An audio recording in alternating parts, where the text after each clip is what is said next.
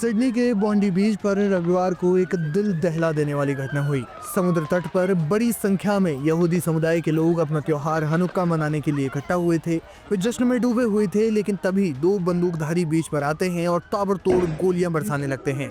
ये पैटर्न मुंबई में हुए 26/11 हमलों जैसा लगता है। इस घटना के बाद एक हमलावर को मौके पर ही मार गिराया और एक को जीवित गिरफ्तार कर लिया गया है। इस मामले पर दुनिया भर के कई राष्ट्राध्यक्षों ने बयान जारी किया है।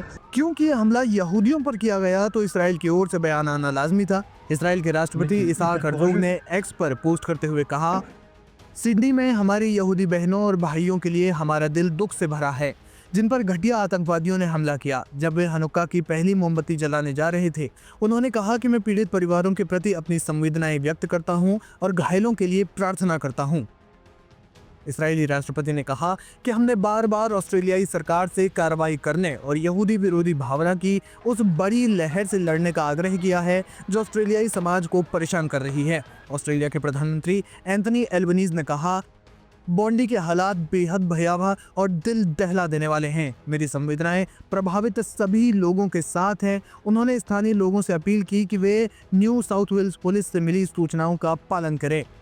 भारत के प्रधानमंत्री नरेंद्र मोदी ने भी मामले पर प्रतिक्रिया दी है। उन्होंने कहा, ऑस्ट्रेलिया के बॉन्डी बीच पर आज हुए भयावह आतंकी हमले की मैं कड़ी निंदा करता हूं, जिसमें यहूदी त्योहार हनुक्का के पहले दिन का जश्न मना रहे लोगों को निशाना बनाया गया था।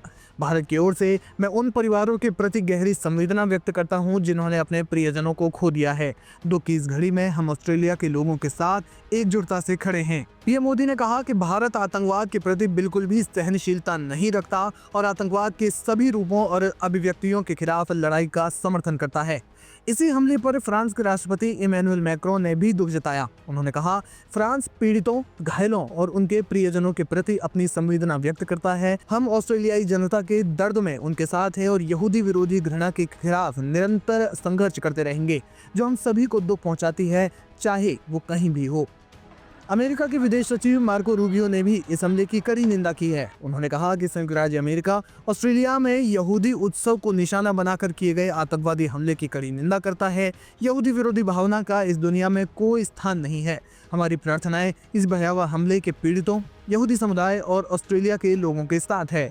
ब्रिटेन के प्रधानमंत्री कीर स्टारमर ने कहा कि यूनाइटेड किंगडम बॉन्डी बीच पर हुए इस भयावह हमले से प्रभावित सभी लोगों के प्रति अपनी संवेदना और सहानुभूति व्यक्त करता है। उन्होंने कहा, उन्हें घटना के अपडेट्स लगातार दिए जा रहे हैं। इसके अलावा न्यूजीलैंड के राष्ट्राध्यक्ष क्रिस्टोफर लक्सन ने भी दुख जताया। उन्होंने कहा कि ऑस्ट्रेलिया और न्यूजीलैंड के बीच दोस्ती से भी बढ़कर गहरा रिश्ता है। हम एक परिवार हैं। बॉन्डी में जो भयावह दृश्य देखने को मिले उससे मैं स्तब्ध हूँ। ये वो जगह है जहाँ न्यूजीलैंड वासी हर दिन घूमने जाते हैं। मेरी और सभी न्यूजीलैंड वासियों की संवेदनाएं प्रभावित लोगों के साथ है। आपको बता दें कि कई रिपोर्ट्स में सिडनी के बॉन्डी बीच पर 12 लोगों के मारे जाने की पुष्टि की गई है। इस हमले में कई लोग गंभीर रूप से घायल भी हुए हैं। हमले की जांच की जा रही है। माना जा रहा है कि इस हमले की प्लानिंग लंबे समय से चल रही थी। घटना पर जो भी अपडेट होगा वो अपडेट लाइव हिंदुस्तान आप तक जरूर पहुंचाएगा। ¿Qué está pasando? ¿Dónde? Alicia, escucha, Alicia, porque me pasa algo.